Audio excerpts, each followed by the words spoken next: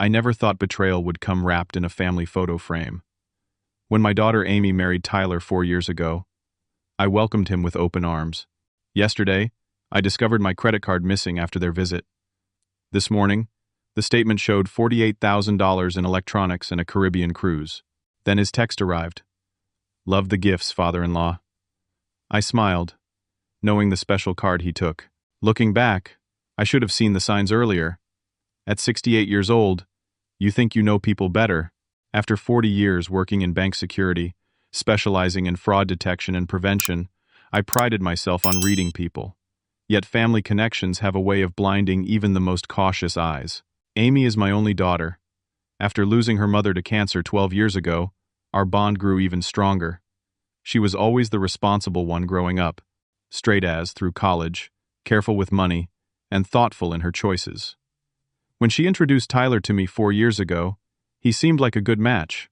He worked in financial services, or so he claimed, dressed well, and spoke intelligently about investments and market trends. He looked at Amy with what I thought was genuine affection. The wedding was small but elegant.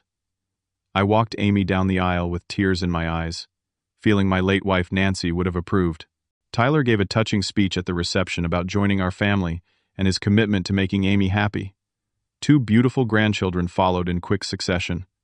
Jackson is now 3, and Lily just turned 1. Sunday family dinners became our tradition. Last Sunday seemed typical. Amy arrived with the children around 4 in the afternoon. Tyler came separately, claiming he had to finish some work reports. Nothing unusual there. We had pot roast, mashed potatoes, and apple pie for dessert. The kids played in the living room while Amy cleaned up, insisting I relax. Tyler mentioned he wanted to see some old family photos for a surprise anniversary present he was planning for Amy. Would I mind if he looked through the albums in my office? Of course, I agreed. He spent nearly 40 minutes in there while Amy bathed the kids before their drive home. I thought nothing of it. Monday morning, I was paying bills when I noticed my wallet seemed lighter. The blue credit card, my primary account with Premier Bank, was missing. Puzzled, I searched my house thoroughly, retracing my steps from the day before. Nothing. Then my phone pinged with a transaction alert. I opened the app and nearly fell out of my chair, beginning Sunday evening at 6:27, just after they left, and continuing through the early hours of Monday morning. Someone had charged $48,372 to my card. The purchases included 3 high-end gaming computers, a 75-inch television, sound systems, various gaming consoles, and most shockingly, a 14-day Caribbean cruise package for 2. My hands shook as I dialed Amy. No answer. I tried Tyler next. On the 4th ring, he picked up. "Otis! Just the man I wanted to thank. These gifts are incredible." "Tyler, what are you talking about? My credit card is missing, and there are charges for almost $50,000. A pause. "Oh, I thought Amy told you. We discussed this last week. You mentioned wanting to help us upgrade our entertainment system, remember? And the cruise is the perfect anniversary gift. We considered it your early inheritance gift to us. Amy said you wanted to see us enjoy things while you were still around rather than waiting." My mouth went dry. Amy and I had never discussed anything like that. In fact, I had always been clear about financial boundaries. My late wife and I believed in self-sufficiency. We helped with the down payment on their house as a wedding gift, but beyond that, both Amy and Tyler made good salaries. At least, I thought they did. "Let me speak with Amy right now, Tyler. She's in the shower. I'll have her call you back." He hung up before I could respond. I sat there, staring at my phone, the transaction list still open on my banking app. A sick feeling grew in my stomach. I knew my daughter.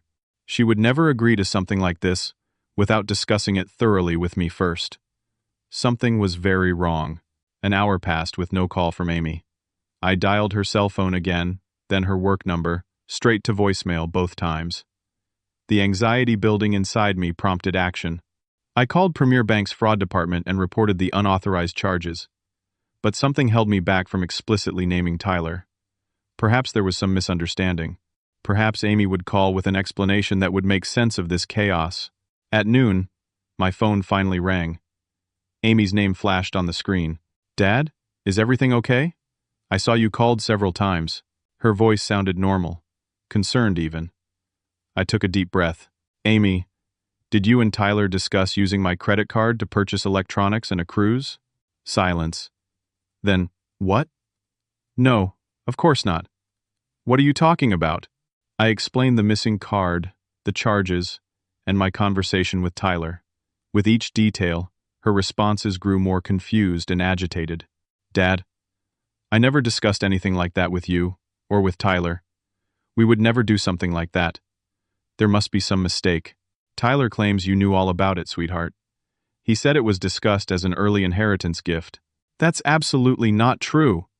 I'm at work now, but I'll call Tyler immediately and get to the bottom of this. I'm so sorry, Dad. After hanging up, I sat in my kitchen, the morning sunlight now seeming harsh rather than welcoming. If Amy truly had no knowledge of these purchases, then Tyler had not only stolen from me, but lied to his wife, my daughter. The thought sickened me. While waiting for Amy to call back, I did what I had been trained to do for decades. Investigate. I logged into my Premier account and examined the charges in detail. The electronics had been purchased online with rush delivery to an address I didn't recognize. The cruise package included electronic tickets sent to an email address, tylerking28@gmail.com. I pulled up property records for the delivery address.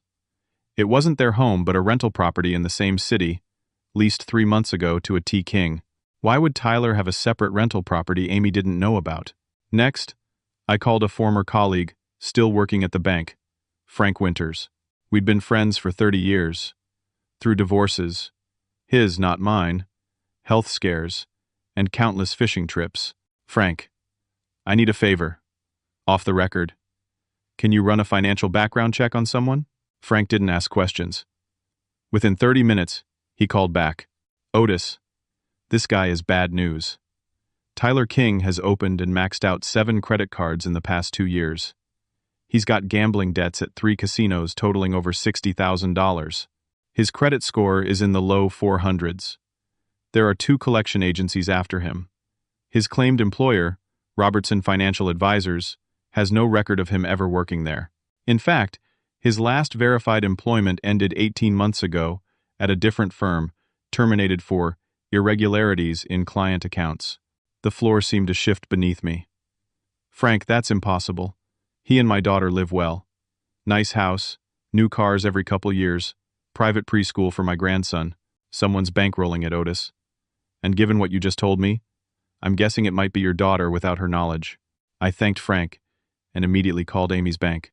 Nancy and I had helped set up her accounts when she was in college, and she had never removed me as an authorized user, something I had occasionally suggested she do after marriage, but never insisted upon. Now I was grateful for that oversight. My hands trembled as I navigated through the automated system and verified my identity. The customer service representative pulled up Amy's accounts. Mr. Sullivan, I'm showing significant withdrawals from your daughter's savings account over the past 18 months. The account balance is currently $212. Regular transfers of $4,000 to $6,000 have been moving to an external account. Her retirement account showed similar patterns, nearly empty when it should have contained over 15 years of diligent savings. I hung up and placed my head in my hands. How could this be happening? How had Tyler managed to drain Amy's accounts without her knowledge? The only explanation was that he had access to her online banking and was intercepting statements or had changed contact information. Identity theft, but from within the family. My phone rang again. Amy was crying so hard I could barely understand her.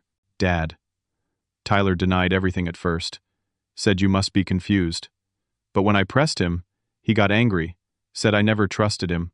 He started bringing up every financial argument we've ever had. Then he stormed out, said he needed air. Amy, listen to me carefully. I need you to check your bank accounts right now. Not just your checking account, but savings, investments, retirement. Why? What's going on? Please, just do it. I heard her typing, then a sharp intake of breath. Dad, everything's gone. How is this possible? We should have over $100,000 in savings alone. Her voice rose in panic. My 401k. It's almost empty. There's only $6,000 left. Amy, I need you to come over. Right now. Don't tell Tyler where you're going. Say you're meeting a client or a friend. We need to talk in person. Within 40 minutes, Amy sat at my kitchen table, her face pale and drawn. I shared everything I had learned. With each new piece of information, she seemed to fold further into herself. I don't understand. We've been living normally. Bills get paid. We take vacations. The kids have everything they need. Has Tyler been handling all the finances? She nodded slowly.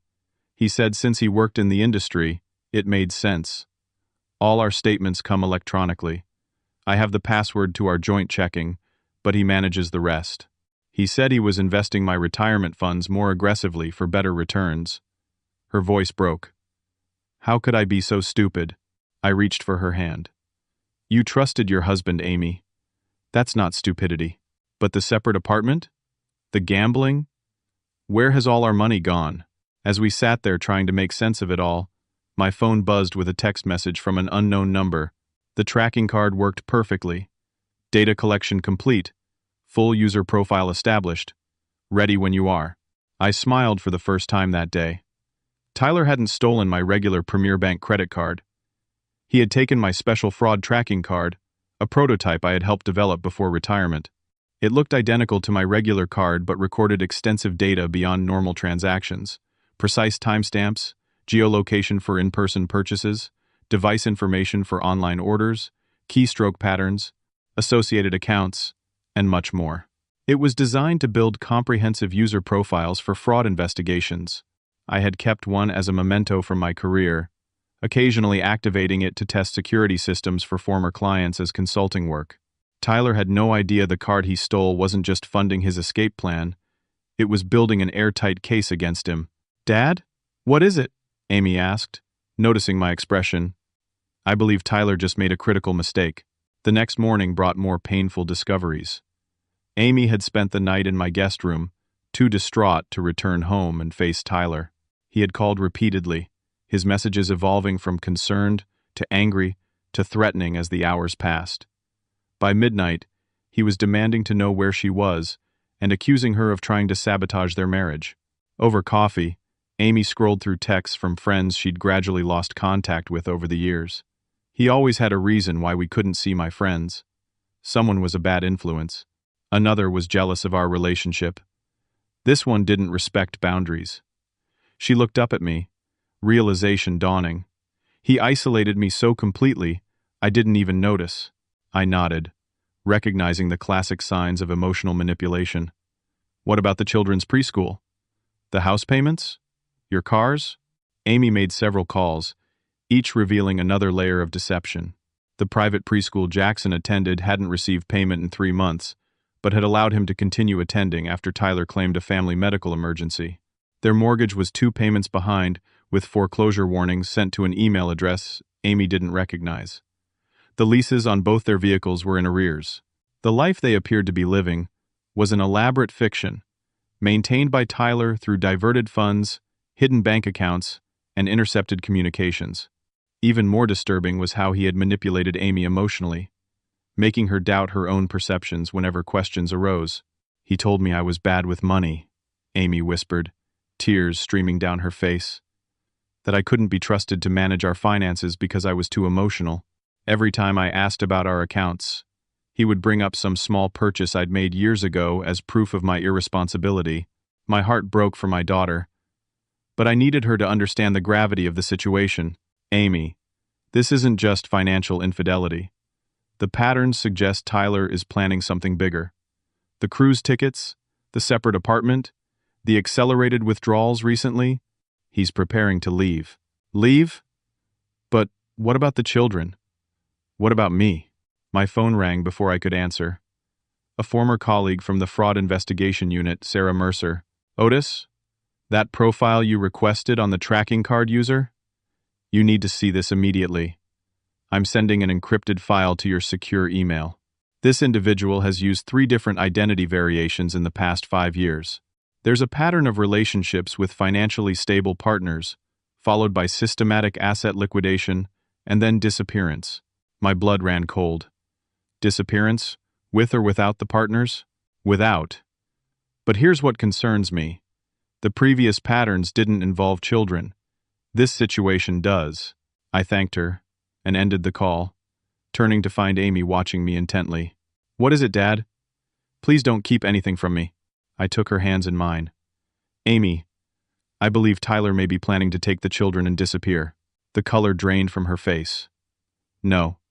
He wouldn't. He couldn't. The separate apartment could be a staging area. The cruise tickets might be misdirection or a genuine escape plan. Either way, we need to move quickly. Amy stood abruptly. I need to get my children. Right now. Wait. If Tyler suspects you know anything, he might accelerate his plans. We need to be strategic. These are my children, Dad, and we will protect them. I promise. But rushing in could make things worse. After much discussion, we developed a plan. Amy would return home, pretending nothing was wrong. She would casually mention needing to take the kids to their regular pediatrician appointment tomorrow, an actual scheduled visit Tyler was unlikely to verify. Instead, she would bring them directly to my house. As Amy prepared to leave, my email pinged with Sarah's encrypted file. The information it contained was worse than I imagined. Tyler King was actually Tyler Kincaid, previously Tyler Kendrick. He had a pattern of targeting financially stable partners, gradually taking control of their finances, draining their assets, and disappearing. 2 previous partners had lost everything, including their homes. One had filed charges, but he had vanished before arrest. Most disturbing was a social media post from one of his previous victims I found through further research. He said the children would have a better life with him than with me, that he would take them somewhere I could never follow. I lived in terror for months before realizing he had no interest in being a father. He only used my fear of losing them to control me. Would Tyler actually take Jackson and Lily? Or was he using Amy's maternal instinct as his most powerful tool of manipulation? Either way, the threat was effective. Even the possibility had Amy nearly paralyzed with fear. She left for home with a promise to call every hour and to bring the children to me the next day. I spent the rest of the day reaching out to contacts in law enforcement, building a case that could be acted upon quickly if needed. One former colleague now working with the Financial Crimes Division was particularly helpful, explaining that the tracking card data provided a solid foundation for charges of grand theft, credit card fraud, and identity theft. That evening, Amy called in tears. Tyler knows something. He keeps asking about our conversation. Said you called the bank asking questions about our accounts. How would he know that? He's watching Jackson and Lily like a hawk. Won't let them out of his sight. I can't even take them upstairs without him following. I'm scared, Dad. Is there any way you can all come over tonight? Say the kids want to see their grandpa? He's already said no to that. Said after the stunt I pulled, staying out all night, he doesn't trust me. What about tomorrow's doctor appointment? He says he wants to come along now. Says we should do more things as a family. The control was tightening. I could hear the fear in my daughter's voice, and worse, her resignation. This emotional terrorism had been Tyler's most effective tool, gradually eroding Amy's confidence and independence over years. I was about to suggest another approach, when Amy whispered urgently, "He's coming. I have to go," and hung up. Hours passed with no further contact. My calls went straight to voicemail. By midnight, frantic with worry, I drove to their house, parking down the street to observe.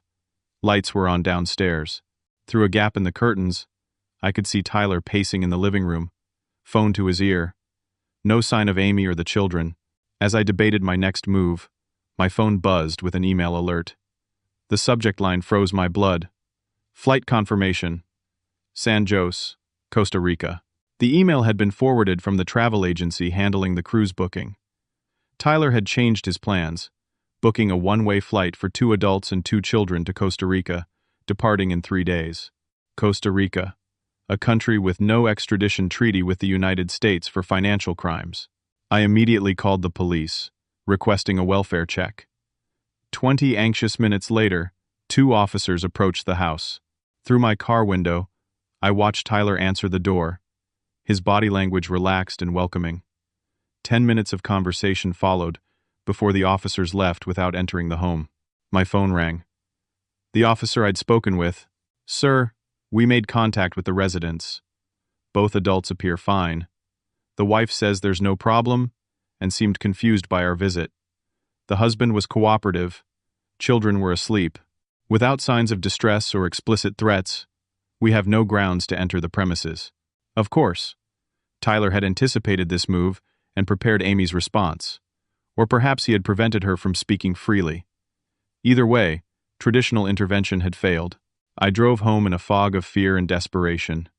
Amy wasn't answering calls or texts. The flight was in 3 days. If Tyler succeeded in leaving the country with my daughter and grandchildren, the legal battle to recover them would be protracted and might never succeed. That night, as I lay awake plotting strategy, my security system alerted me to unusual activity on my home network. Someone was attempting to access my personal financial accounts remotely. The IP address matched Tyler's home network. Not content with the credit card theft, he was now trying to access my retirement accounts. But unlike Amy, I had implemented robust security measures from my years in the industry. Two-factor authentication, biometric verification, and monitoring algorithms protected my assets. Each failed attempt provided more data to the case building against him. But this digital evidence wouldn't help if Tyler managed to take my family and disappear in 3 days. At 3:17 in the morning, my phone lit up with a text message from Amy's phone. "Dad, help us. Back door. 10 minutes. I threw on clothes and raced to my car, heart pounding. The drive to Amy's house, normally 20 minutes, took 12. I parked 3 houses down and approached on foot through backyards, staying in shadows. Their back gate was unlocked. Through the kitchen window, I could see Amy moving quickly, filling a small bag with children's medications and formula. Lily was strapped to her chest in a baby carrier, sleeping. Jackson stood beside her, clutching his stuffed dinosaur, eyes wide with confusion. I tapped softly on the door. Amy's head jerked up, fear flashing across her face before recognition set in. She unlocked the door with trembling hands. "He finally fell asleep," she whispered. "Sleeping pills in his whiskey. I only have a few minutes. Where's your phone?" He could track it. "On the nightstand. I'm using his old one he keeps in the kitchen drawer. We need to hurry." We moved silently through the yard, Amy carrying Lily while I lifted a half-asleep Jackson into my arms. The little boy buried his face in my neck, his small body tense, with the unspoken stress permeating the night. At my car, Amy secured both children in the back seat, with the practiced efficiency of a mother accustomed to moving quickly. As we drove away, I could see her constantly checking the rear-view mirror, her body rigid with fear. "He booked flights, Amy. Costa Rica. One way. For all of you." She nodded, unsurprised. I found the passports hidden in his desk. All 4 of ours together, and a new credit card in my name I never applied for. "Did he hurt you?" The question I'd been afraid to ask. Not physically, but he. Her voice broke. "He said if I ever tried to leave him, he would make sure I never saw the children again. That he had friends in places where American laws couldn't reach. That I would spend every day for the rest of my life wondering if they were safe or if they were crying for their mother." White-hot anger surged through me, but I forced myself to focus on the immediate needs. "We'll go to my house tonight. Tomorrow we contact the police with everything we have. The fraud evidence, the flight booking, the threats." Amy shook her head. "He's thought of everything. He has videos of me, edited to make it look like I'm unstable, yelling at the kids. He showed me. Said if I ever tried to keep the children from him, he would make sure I lost custody entirely. Manufactured evidence won't stand up to proper investigation, Amy. By the time that happens, he could have the kids anywhere in the world." She was right. The system moved slowly, even with solid evidence. 3 days might not be enough time to prevent their departure legally. We needed a different approach. Back at my house, I settled the children in the guest bedroom. Jackson fell back asleep instantly, while Lily never woke during the transfer to the portable crib Amy had brought. I made tea while Amy showered. The scalding water a vain attempt to wash away the psychological damage of the past 24 hours. When she emerged, eyes red but more composed, I presented my plan. The tracking card Tyler stole isn't just building a case against him. It's still active. Every attempt to use it creates an immediate alert to me, and the fraud team. If he tries to use it for those flights, or any other escape preparations, we'll know instantly. But what if he uses his other cards? The ones in my name I didn't know about? Those are being monitored too now. My colleagues at Premier Bank have flagged all accounts associated with both of you. Amy wrapped her hands around the steaming mug. He'll be so angry when he wakes up and finds us gone. You can't go back there, Amy. Not you or the children. All our things are just things. Your safety matters more. She nodded slowly. What about work? The kids' daycare? Our house? One step at a time. First, we document everything. Tomorrow, we file for emergency protective orders. Then we contact a lawyer specialized in both financial fraud and family law. We stayed up until dawn, Amy recounting years of subtle manipulation and control, while I documented every detail. The pattern was clear. Tyler had targeted Amy for her financial stability and strong family connection, recognizing that my resources could provide additional security as he systematically drained their accounts. When those were empty, he moved on to my credit card. Next would have been my retirement funds. At 6:13, Amy's borrowed phone rang. Tyler's main number. She looked at me, panic in her eyes. Let it ring through, I advised. He needs to believe you're still there, just in another part of the house or shower. It buys us time. Within minutes, my own phone rang. Tyler, let me handle this, I said, and answered with a casual, "Morning, Tyler. What can I do for you? Is Amy with you?" His voice was controlled, but with an undercurrent of rage. I haven't spoken with Amy since yesterday afternoon. Is everything all right? Cut the bullshit, Otis. I know she's there. Tyler, I genuinely don't know what you're talking about. Have you checked with her friends?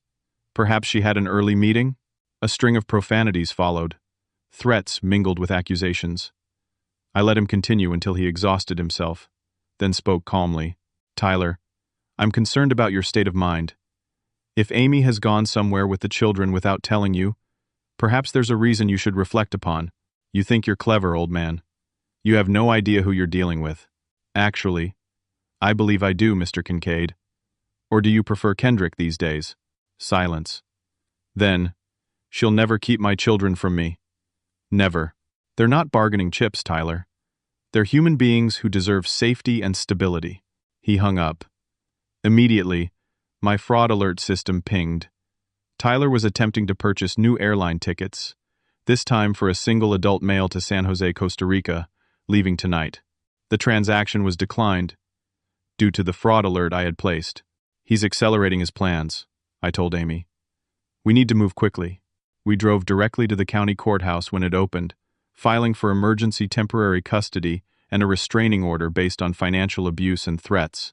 The judge, reviewing the evidence of identity theft, unauthorized accounts, and flight bookings, granted both requests, pending a hearing. Next, we met with Detective Laura Mendez of the Financial Crimes Division, who had worked with me years earlier on major fraud cases. She reviewed our evidence, particularly impressed by the data from the tracking card. This is textbook financial abuse, escalating to flight risk, she noted. The pattern matches several other cases we've been investigating. With the flight booking as evidence of intent to flee, we can expedite an arrest warrant. While processing the paperwork, my phone alerted me to another fraud attempt. Tyler was trying to withdraw $12,000 from a line of credit he had opened in Amy's name without her knowledge. The attempt was blocked. He's getting desperate, Detective Mendez observed. That's when these individuals make mistakes. By afternoon, we had legal protections in place, but Tyler remained at large. The house was empty when officers went to serve the restraining order. His car was gone. Credit card alerts showed gasoline purchases heading east, away from the airport. Amy was beside herself with worry. What if he's just hiding until the heat dies down? What if he comes back when we least expect it? I squeezed her hand reassuringly. The authorities have his description, vehicle information, and all known aliases. His passport has been flagged. Bank accounts are frozen. Every financial move creates a digital footprint we can track. But what about our immediate safety? He knows where you live, Dad. She was right. My home, while secure with an advanced system, was still known to Tyler. We needed a safer location until he was apprehended. I called Frank Winters again. Within hours, he had arranged a temporary apartment in a secure building downtown, owned by the bank for executive relocation. The property wasn't listed under my name. The building had 24-hour security, and access required biometric verification. That evening, as we settled the children into the anonymous but comfortable apartment, I received another alert. Tyler had attempted to use the stolen credit card at a small airport near the Canadian border to charter a private plane. The transaction was declined, but his location was now known. Local authorities were dispatched. Within 2 hours I received confirmation. Tyler had been apprehended attempting to cross into Canada, on foot, through a forest trail. In his possession were multiple identification documents, including passports with different names but his photograph. Also found was a laptop containing evidence of numerous financial fraud schemes, including detailed plans for liquidating my retirement accounts. When Detective Mendez called with news of the arrest, Amy broke down in tears of relief. "Is it really over?" "The immediate danger is," I assured her, holding my daughter as she sobbed against my shoulder. "The legal process is just beginning, but he can't hurt you, or the children now." That night, as Amy slept with both children in the main bedroom of our temporary sanctuary, I sat in the living room, reflecting on how quickly security could be shattered. My daughter, intelligent and capable, had fallen victim to years of systematic manipulation.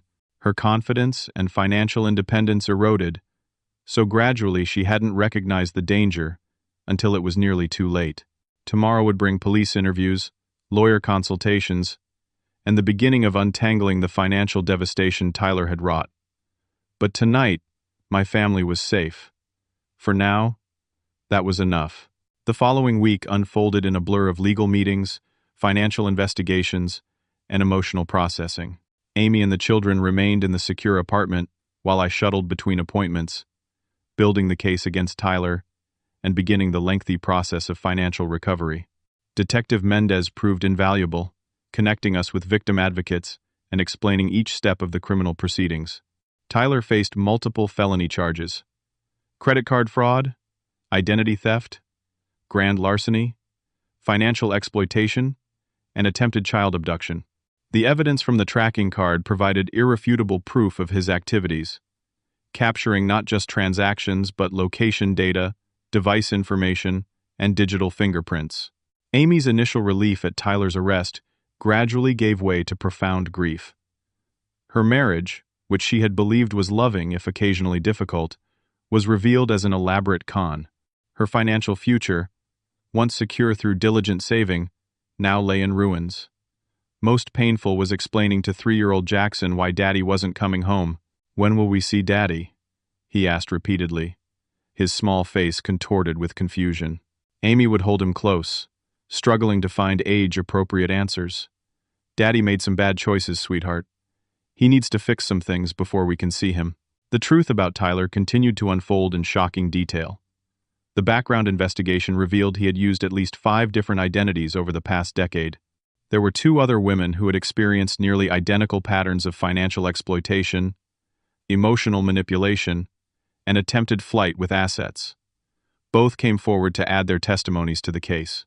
Most disturbing was the discovery of a storage unit rented under one of Tyler's aliases containing documentation on multiple potential targets, including comprehensive profiles of their financial worth, family connections, and psychological vulnerabilities. Amy's file was marked completed. Mine was labeled in progress. 3 other women's files were designated future prospects. This wasn't opportunistic theft. This was calculated, systematic predation. 10 days after Tyler's arrest, Amy received notice that their house had entered pre-foreclosure. The mortgage hadn't been paid in 4 months, despite money regularly disappearing from their joint account for what Tyler had claimed were house payments. Those funds had actually been diverted to accounts only he controlled. "I can't believe I never checked," Amy said, staring at the foreclosure notice. "How could I be so blind?" "Financial abuse thrives on trust," I reminded her. "He deliberately isolated you from information while building your dependency on him." We sat at the small dining table in the apartment, spreadsheets and financial documents scattered between us as we assessed the damage. The picture was grim. Retirement accounts emptied, savings gone, credit cards maxed out, loans taken in her name without her knowledge, and a house about to be lost. I'm 34 years old with 2 small children and negative net worth, Amy said quietly. How did this happen to me? This isn't who you are, Amy. This is something that was done to you. There's a difference. She looked up, tears threatening. Where do we even start, Dad? We start by separating your financial identity from his. New accounts, credit freezes, identity monitoring. Then we tackle the fraudulent debt with the documentation we're building, one step at a time. My phone rang. Sarah Mercer from the Fraud Investigation Unit. Otis, we found something you should see. Tyler's separate apartment?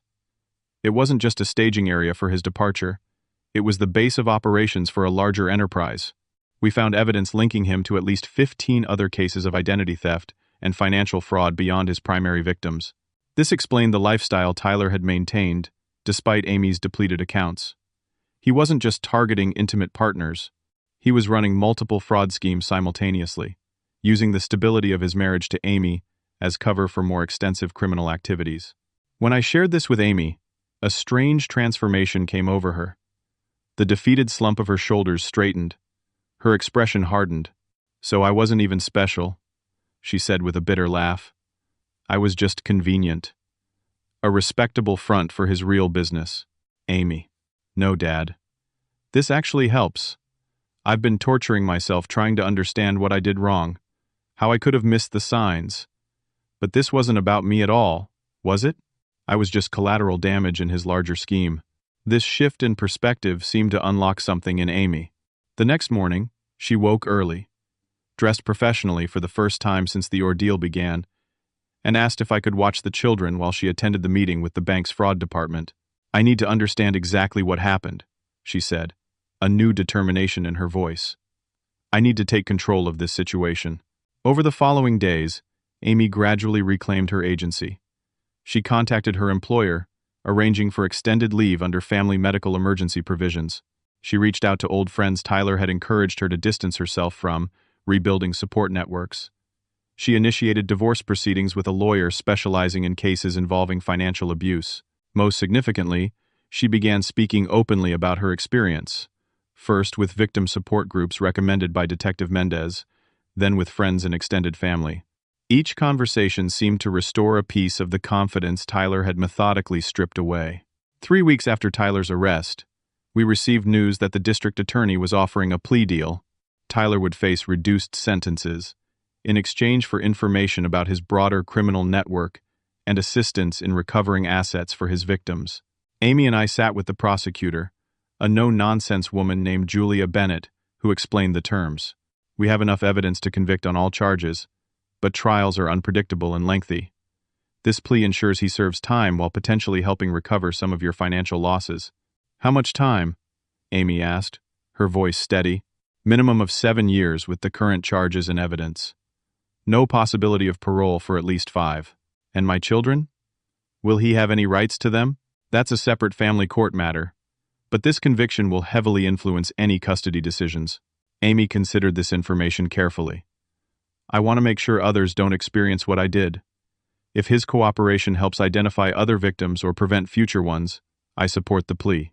Her focus on protecting others, rather than personal vengeance, marked another step in her healing. The Amy who had entered my kitchen that terrible morning, shattered by betrayal, was gradually returning to herself, stronger in the broken places. That evening, as we prepared dinner together in the apartment, Amy broached the subject we'd both been avoiding. Dad, I can't stay in the secure apartment forever. I need to think about what's next for me and the kids. I nodded, chopping vegetables with methodical precision. What are you thinking? The house is gone. I've accepted that. But I need stability for Jackson and Lily. They've been through enough upheaval. You know you're all welcome to stay with me as long as you need. Amy smiled, the gesture reaching her eyes for the first time in weeks. I appreciate that more than you know. But I think I need to establish independence again, on my own terms. I need to show myself, and my children, that I can create security for us. What are you considering? There's a small rental house in my old neighborhood, near where Monica lives. Monica had been Amy's closest friend in college, someone Tyler had particularly discouraged her from seeing. It's within my budget if I return to work full-time. Monica's offered to help with childcare. It would give us a fresh start without completely uprooting the kids. I set down the knife, turning to face my daughter fully. Amy, I want you to consider something. The financial damage Tyler caused is significant, but not irreparable. I'd like to help. Dad, you've already done so much. I can't ask for more. You're not asking. I'm offering. Not to take over or create dependency, but to give you a foundation to rebuild from. A hand up, not a hand out. We discussed various possibilities, eventually agreeing that I would help with a security deposit and first month's rent for the new place, plus emergency funds for the children. Amy would manage day-to-day expenses through her return to full-time work, with a structured plan to rebuild her savings and credit over time. I want the kids to have their college funds back, she said firmly. That's non-negotiable. We'll make it happen, I promised. One step at a time. As we finalized these plans, my phone alerted me to an update from Detective Mendez. The storage unit investigation had uncovered offshore accounts Tyler had established. Efforts were underway to freeze and repatriate those funds, potentially returning significant assets to his victims. I showed the message to Amy. See? Things are already turning around. She nodded, but her expression remained serious. Dad, there's something I need to say. Something important. What is it, sweetheart? Thank you for believing me. For not questioning when I said I didn't know about the credit card or the accounts. For never once suggesting I might have been complicit or naive. Her words caught me off guard. Of course I believed you. Why wouldn't I? Because financial abuse is often invisible. Because victims are often blamed for not seeing the signs. Because even I questioned myself at times, wondering if I had somehow allowed this to happen. I reached for her hand. Amy, I know you. I raised you. You're intelligent, responsible, and honest to a fault. Tyler didn't succeed because you were weak or foolish. He succeeded because he was calculating, and because he exploited the trust that makes relationships possible in the first place. She squeezed my hand, tears spilling over. I'm going to be okay, Dad. We're going to be okay. For the first time since this ordeal began, I fully believed her. 2 months after Tyler's arrest, life had settled into a new routine. Amy and the children had moved into the rental house near Monica's. The small 3-bedroom cottage with a fenced backyard provided the fresh start they needed, close enough to my home for regular visits, but establishing their independence. Amy had returned to her job as a marketing director, negotiating flexible hours to balance work with single parenting. Jackson was enrolled in a new preschool program, while Lily attended the same daycare center 3 days a week, with Monica helping on the other days. The criminal case against Tyler continued to build. His plea deal had led investigators to a network of financial fraud operations spanning 3 states. Additional victims were identified, including an elderly widow who had lost her entire life savings to one of Tyler's schemes. Each new discovery reinforced Amy's determination to participate fully in the prosecution, despite the emotional toll of revisiting the betrayal. On a crisp fall morning, I met Amy for coffee at a small cafe between our homes, a weekly tradition we had established to ensure regular contact amid busy schedules. The forensic accountants found another account, she announced as she stirred her latte. This one in the Cayman Islands. Can they recover the funds? They're working on it. Apparently, there's quite a bit there, nearly $300,000. If they succeed, it will be divided proportionally among all identified victims. I nodded, noting how Amy now discussed these discoveries with calm determination rather than fresh devastation. That would certainly help with rebuilding your retirement fund. And Jackson's college account. Amy's priorities never wavered when it came to her children's future. Oh, and speaking of Jackson, he has some news he's very proud of. Her expression softened.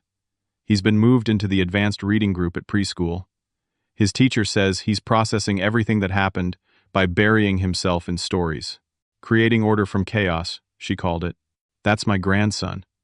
Finding his way through books, just like his mother used to. Amy smiled at the memory. Remember how you'd find me hiding under the covers with a flashlight at midnight? And instead of confiscating the flashlight, I bought you one with better batteries. Our laughter felt healing, a reminder that joy could exist alongside the ongoing work of recovery. How's the therapy going? I asked. Amy had been seeing a counselor specializing in financial abuse and betrayal trauma. Good. Hard, but good. We're working on rebuilding trust. Not just with others, but with myself. My own judgment.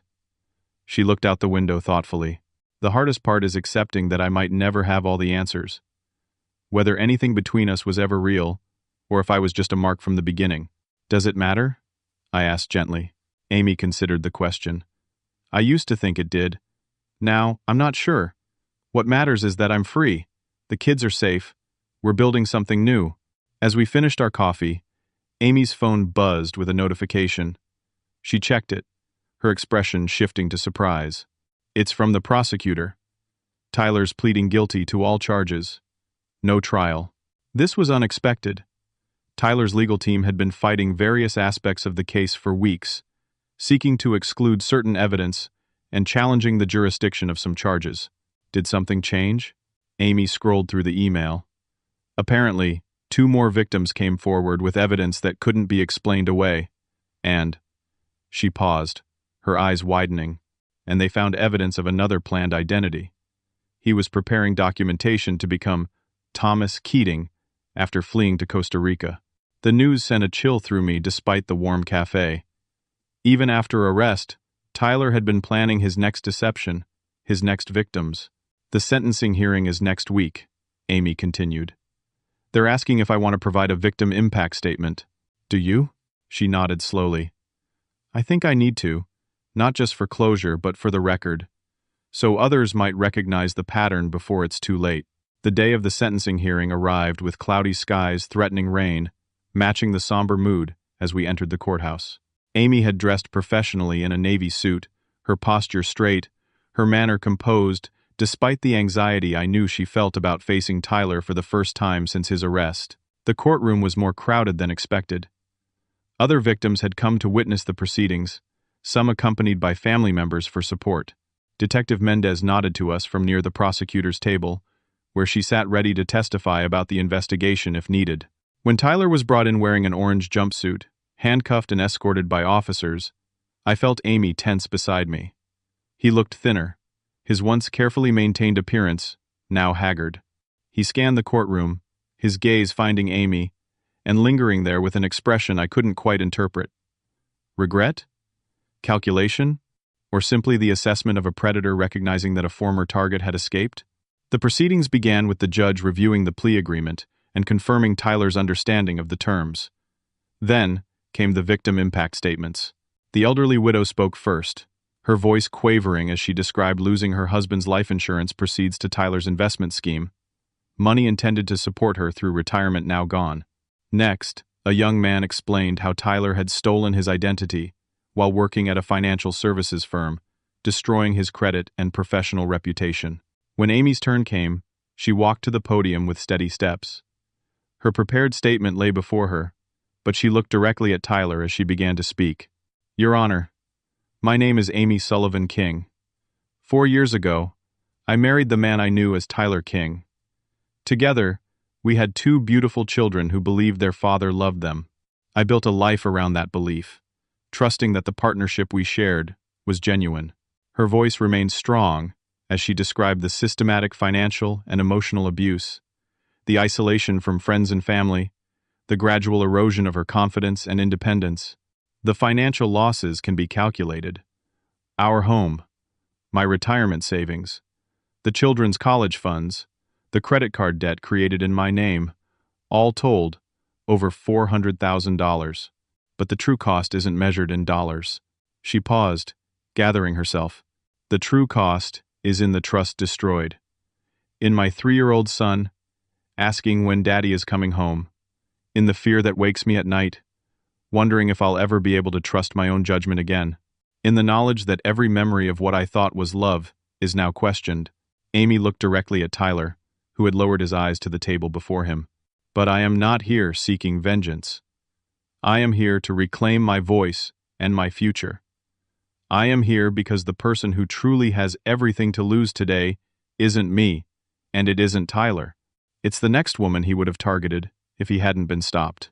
When she returned to her seat, I squeezed her hand in silent support, immensely proud of her courage.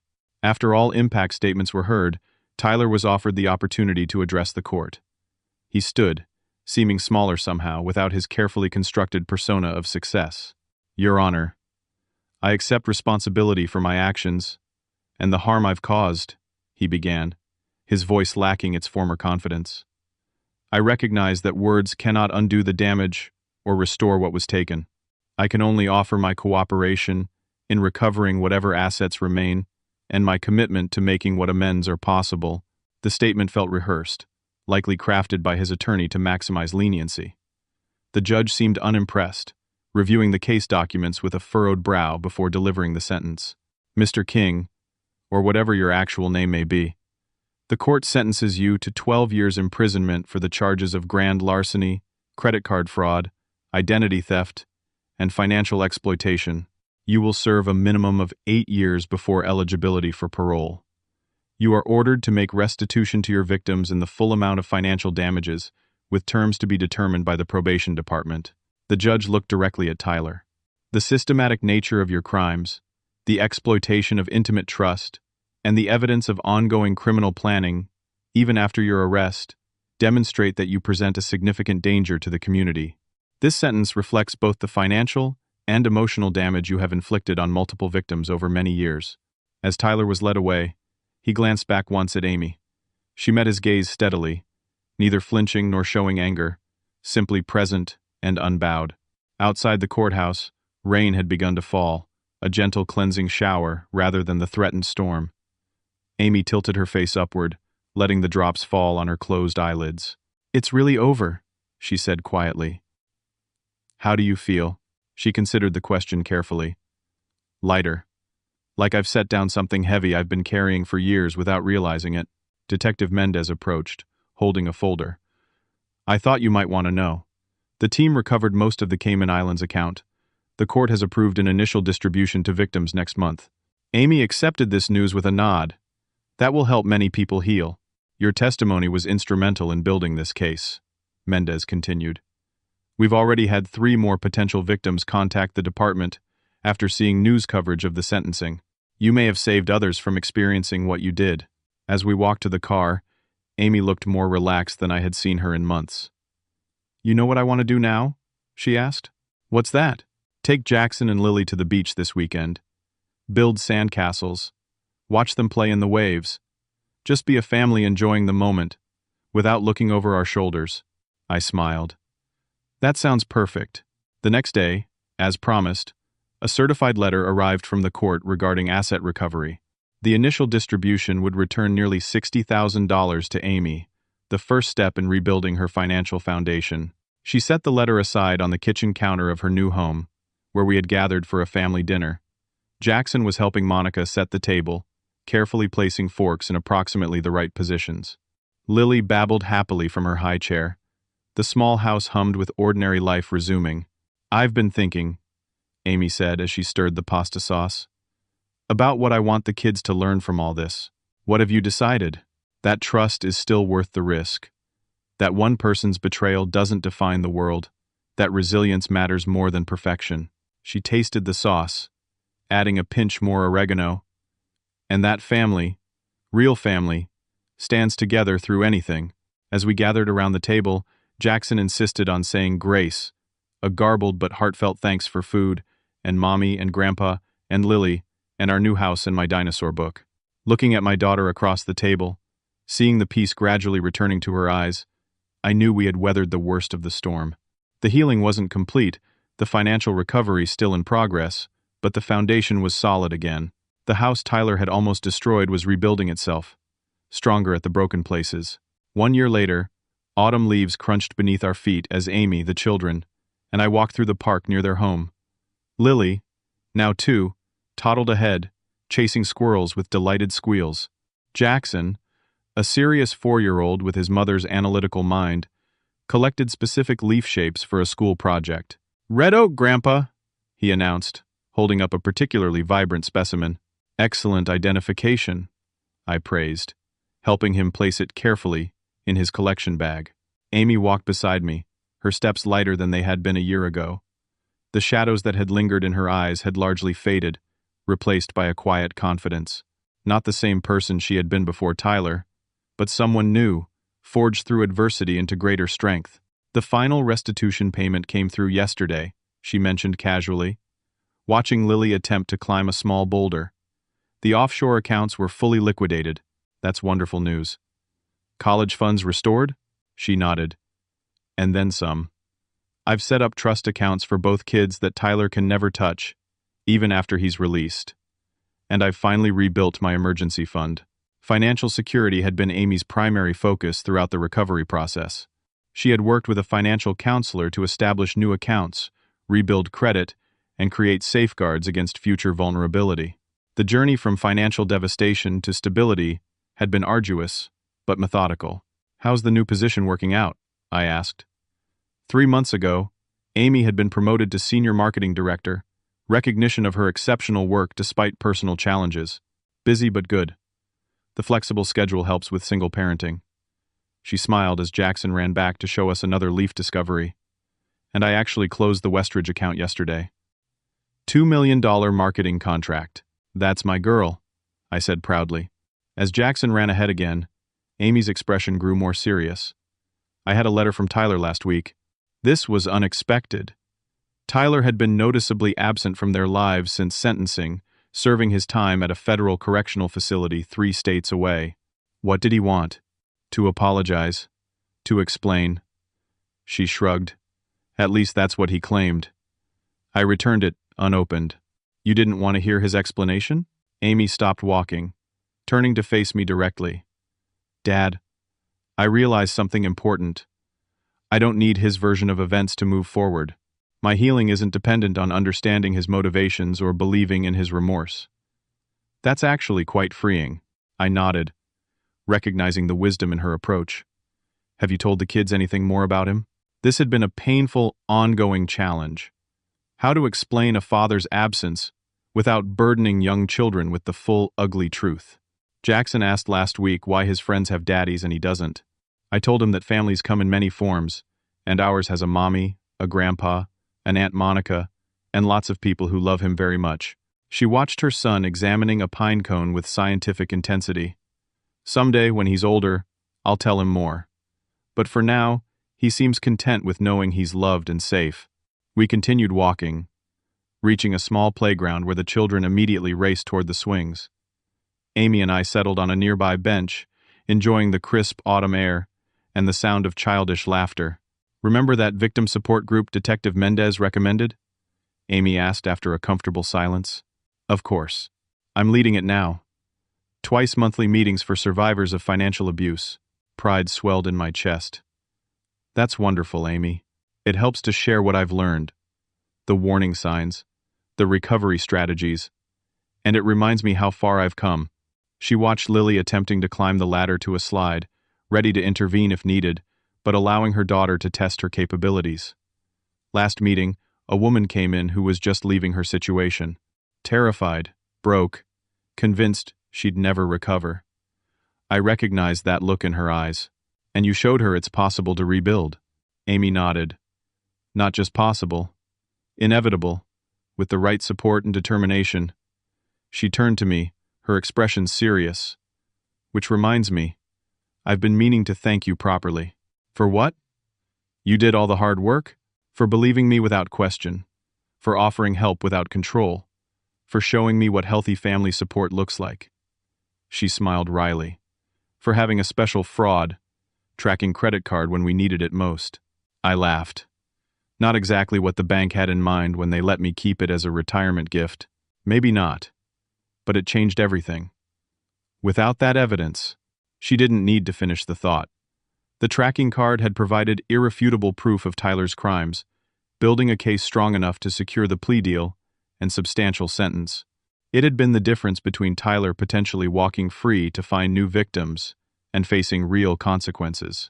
Sometimes preparation meets opportunity, I said simply. Jackson ran over, breathless with excitement. Mom! Grandpa! Push us on the swings! Amy rose immediately. I'll take Lily, you take Jackson? As I pushed my grandson on the swing, his joyful demands of higher, Grandpa, higher, filling the air, I reflected on the journey of the past year. From the shock of betrayal to this moment of ordinary family happiness, we had traversed a landscape of pain, determination, and healing. Near the playground, a community bulletin board displayed a familiar poster. Amy's face smiled professionally beside the title, Financial Safety, recognizing the warning signs of economic abuse. She had begun speaking at community centers and women's groups, turning her experience into education that might protect others. Later that afternoon, we gathered at Amy's home for dinner, joined by Monica and her husband Dave, who had become regular fixtures in their expanding family circle. The small house had transformed over the months from an emergency shelter to a true home, filled with children's artwork, family photos, and the accumulated warmth of new beginnings. As we sat around the table sharing a meal and conversation, I observed my daughter in her element, confident as she discussed an upcoming work presentation, patient as she helped Lily with her food, laughing at Jackson's elaborate dinosaur theories, connected to the friends who had stood by her through the darkest times. After dinner, while the children played with Dave in the living room, Amy, Monica, and I cleared the table and prepared dessert. "Oh, I forgot to tell you," Amy said, placing ice cream bowls on a tray. "I'm starting classes next month." "Classes?" Monica asked. "MBA program. Part-time, evenings and weekends. The promotion comes with tuition assistance." "That's ambitious with everything else you're juggling," I noted. Amy smiled. "Life's too short not to pursue what matters, and I want the kids to see that growth doesn't stop after setbacks. It accelerates." As we carried dessert to the eager children, I reflected on the wisdom my daughter had gained at such cost. The resilience she demonstrated daily. The determination to transform trauma into growth not just for herself but for others. Later that evening, as I prepared to leave, Amy walked me to the door, Jackson and Lily, having been tucked into bed after extracting promises of a zoo visit that weekend. "Before you go, Dad, I have something for you." She handed me a small wrapped package. Inside was a framed photograph of the four of us at the beach, taken during that first outing after Tyler's sentencing. Amy and I stood at the water's edge, each holding a child, waves breaking around our ankles, and genuine smiles on every face. "Our first day of real freedom," Amy said softly. "When I knew we would be okay." I hugged her tightly. This daughter who had endured so much and emerged stronger, wiser, more compassionate. "More than okay," I whispered. "Extraordinary." Driving home through the quiet streets, the framed photo on the passenger seat beside me, I thought about the lessons this painful chapter had taught us all. How trust, when broken, can be rebuilt with new wisdom. How family transcends crisis to find deeper connection. How resilience isn't about avoiding wounds but about healing them thoroughly. The tracking card that had captured Tyler's crimes had served its purpose, providing justice when needed most. But the truly valuable security system had proven to be the one we built together. Transparency, communication, support without control, and unconditional love through the darkest times. In my retirement, I had worried about finding purpose. Now I understood that preparing the next generation to face adversity with courage and integrity was perhaps the most meaningful work of all. Not by shielding them from difficulty, but by standing beside them as they discovered their own strength. My daughter had lost a fortune but gained immeasurable wisdom. Her children would grow up understanding resilience firsthand, witnessing how determination and support can transform even the deepest betrayal into a foundation for growth. Some lessons come at terrible cost. But what matters most is not what is taken from us, but what we build from what remains. As Amy had discovered, the greatest security doesn't come from locked doors or careful screening, but from knowing your own capacity to recover, to rebuild, and ultimately to thrive. Have you ever had to rebuild trust after experiencing betrayal? How did you find the strength to move forward? Please share your thoughts in the comments below. And if this story resonated with you, don't forget to like, subscribe, and share with others who might need encouragement during difficult times. Thank you for listening.